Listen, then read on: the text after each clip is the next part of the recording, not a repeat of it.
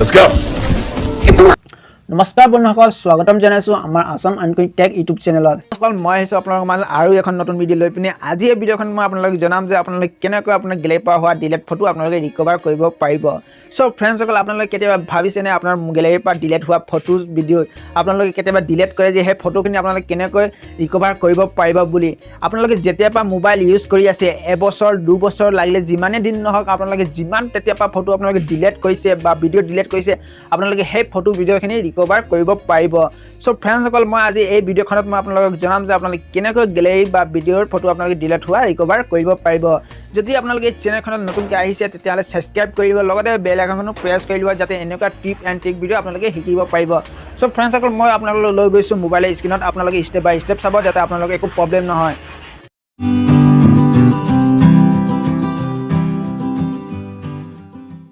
ফ্ৰেণ্ডসকল আপোনালোকে ফটো আৰু video' recover কৰিবৰ কাৰণে এপ এখনৰ দৰকাৰ হ'ব, যিহেতু এপখন প্লে ষ্ট'ৰত এভেইলেবল আছে।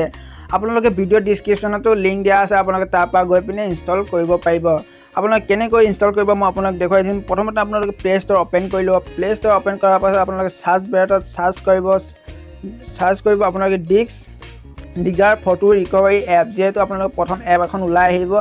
আপোনালোকে কি কৰিব, এই এপখন ইনষ্টল কৰি ল'ব। ইনষ্টল কৰাৰ পাছত আপোনালোকে চিম্পল ইয়াত অ'পেন কৰি ল'ব। অ'পেন কৰাৰ পাছত আপোনালোকে ওপৰত দেখি পাইছে যে ষ্টাৰ্ট বেছিক ফটো স্ক্ৰীন।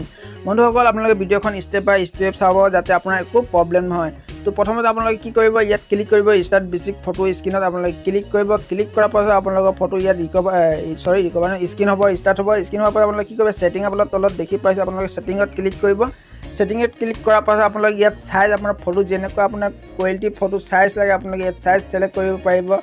তো মই আপোনালোকে চাইজ ছিলেক্ট কৰি পিনি দেখুৱাইছোঁ। আপোনালোকে যেনেকুৱা ধৰণৰ চাইজ আপোনাক লাগে আপোনালোকে তেনেকুৱা আপোনালোকে চাইজ ছিলেক্ট কৰি পিনে আপোনালোকে কি কৰিব, চিম্পল অ'কে কৰি ল'ব। অ'কে কৰাৰ পাছত আপোনালোকে দেখি পাইছে যে মোৰ ফটো স্ক্ৰীন হ'ব ধৰিছে। আপোনালোকে তেনেকুৱা আপোনাৰ যিমান আপোনালোকে ডিলিট কৰিছে, আপোনালোকৰ মোবাইল লোৱাৰ পৰা যিমান ফটো আপোনালোকে ডিলিট কৰিছে মোবাইলত আপোনালোকে সকলো ফটোজ আৰু ভিডিঅ'জ ইয়াত স্ক্ৰীন হৈ আপোনালোকৰ শ্ব' হ'ব। শ্ব' হোৱাৰ পাছত আপোনালোকে কি কৰিব, ইয়াত চিম্পল আপোনালোকে ছিলেক্ট কৰি ল'ব।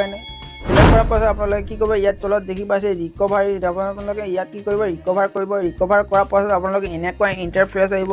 তাৰ পাছত আপোনালোকে কি কৰিব, আপোনালোকে ইয়াত ছেভ কৰিব পাৰিব গুগল ড্ৰাইভত, ড্ৰপবক্স, ইমেইল ইত্যাদি আপোনালোকে ইয়াত ছেভ কৰি ৰাখিব পাৰিব। যদি আপোনালোকে মেমৰি কাৰ্ডত ছেভ কৰি ৰাখিব খোজে তেতিয়াহ'লে চিম্পল আপোনালোকে ইয়াত দেখি পাইছে যে ছেকেণ্ড নম্বৰটোত আপোনালোকে ক্লিক কৰিব। ছেকেণ্ড নম্বৰত ক্লিক কৰাৰ পাছত আপোনালোকে ফাইল এখন ছিলেক্ট কৰিব লাগিব। আপোনাৰ মেমৰি কাৰ্ডৰ ষ্ট'ৰেজ এখন ফাইল ছিলেক্ট কৰিব লাগিব। আপোনালোকে চিম্পল ইয়াত ফাইল ছিলেক্ট কৰি পিনে আপোনালোকে ফটোখন আপোনালোকে থ'ব পাৰিব।